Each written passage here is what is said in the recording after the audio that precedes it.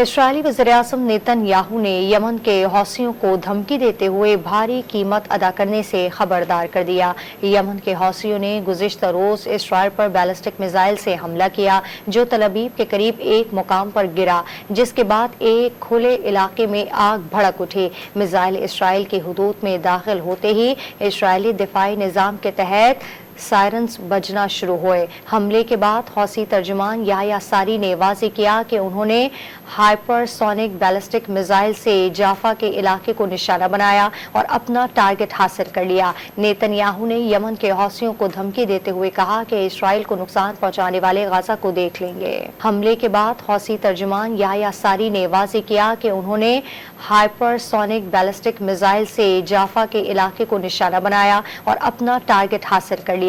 Nitin Yahoo نے یمن کے حوثیوں کو دھمکی دیتے ہوئے کہا کہ اسرائیل کو نقصان پہنچانے والے غزہ کو دیکھ لیں گے۔